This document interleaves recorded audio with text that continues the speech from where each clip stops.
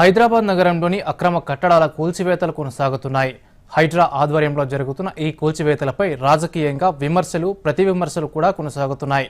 హైడ్రా చర్యలను కాంగ్రెస్ మంత్రులు సమర్థిస్తుండగా BJP, BRS, MIM నేతలు తప్పుపడుతున్నారు. దీనికి సంబంధించి మరిన్ని వివరాలు చూద్దాం.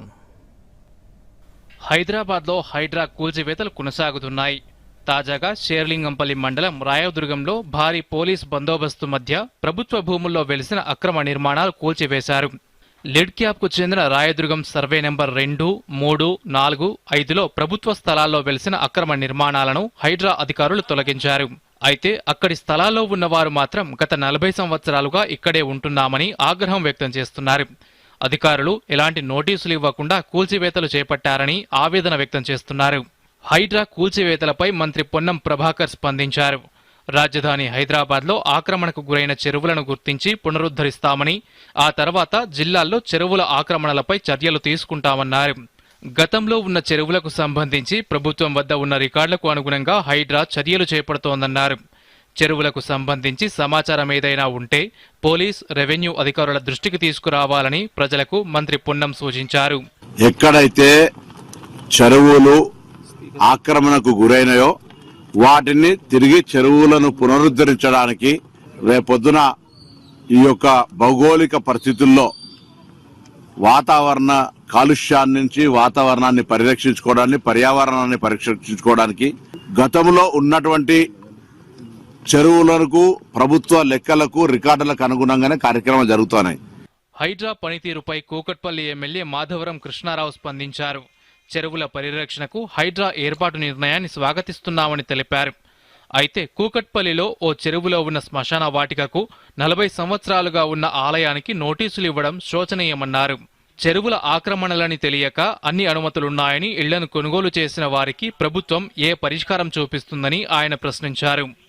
కూకట్పల్లి మైసమ్మ చెరువులో ఉన్న రాజీవ్ గాంధీ నగర్లో పట్టాలు కాంగ్రెస్ ప్రభుత్వం మంజూరు చేసిందని, అక్కడ హైడ్రా ఎటువంటి చర్యలు తీసుకుంటుందని మాధవరం ప్రశ్నించారు. అంటే మీరు ఇచ్చినటువంటి పర్మిషన్ చూస్తే ఈ రోజు కొంతమంది నిరుపేదలు కొనుక్కున్నారు, కొంతమంది సాఫ్ట్వేర్ ఉద్యోగులు కొనుక్కున్నారు, కొంతమంది బిజినెస్ కొనుక్కున్నారు, కొంతమంది ఏదైనా షాప్ పెట్టుకుని కొనుక్కున్నారు. వాళ్ళ పరిస్థితి ఏంటనేటువంటిది కూడా వాళ్ళకి క్లారిటీ ఇవ్వాలి. వాళ్ళకి ఏ రకంగా రిక్వైర్ చేసి వాళ్ళకి ఇస్తారు, వాళ్ళు లేకపోతే వాళ్ళు నష్టపోవాలన్నారు. మీరు నిజంగా మీరు అక్కడ ఉన్నటువంటిది చూడకుండా కొన్నారనడానికి కారణం ఏంటంటే మీరు ఇచ్చినటువంటి పర్మిషనే ఈ రోజున వాళ్ళు లోన్ తీసుకోవడం కానీ వాళ్ళకి వచ్చినటువంటి ఆలోచన ఉంటుంది.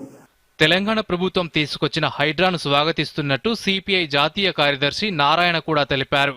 హైదరాబాద్లో మీడియాతో మాట్లాడుతూ హైదరాబాద్లో చెరువులు, నాలాలు కబ్జా చేయడం వల్ల వర్షపు నీరు ఎటు వెళ్లాలో అర్థం కావడం లేదని, అందుకే అరగంట పాటు వర్షం కురిస్తే నగరం ముంపునకు గురయ్యే పరిస్థితి ఎదురవుతోందన్నారు. అయితే హైడ్రా పేరుతో పేద, మధ్యతరగతి ప్రజల ఇళ్లను కూల్చుతున్నారని, వారికి ప్రభుత్వం ప్రత్యామ్నాయం చూపాలని నారాయణ డిమాండ్ చేశారు. భవిష్యత్ తరాల కోసమే రాష్ట్ర ప్రభుత్వం హైడ్రాను ఏర్పాటు చేసి చెరువులు, కుంటలు, నాలాలను పరిరక్షిస్తోందని కాంగ్రెస్ కిసాన్ సెల్ జాతీయ ఉపాధ్యక్షులు కోదండరెడ్డి తెలిపారు. రాజకీయాలకు అతీతంగా పనిచేస్తున్న హైడ్రా పనితీరును ప్రజలు ప్రశంసిస్తుంటే విపక్షాలు విమర్శించడం సరికాదని అన్నారు. ప్రకృతిని కాపాడాలంటే చెరువులను రక్షించాలన్నారు. ఈ హైడ్రా వ్యవస్థను ఏర్పాటు చేసిన తర్వాత నేను మాజీ హుడా చైర్మన్గా నాకుండే అనుభవంతో చాలా మంది పర్యావరణవేత్తలతో మాట్లాడినా, ఎవరు మాట్లాడినా ఇది బాగా గట్టి నిర్ణయం తీసుకున్నారు, చాలా మంచిది.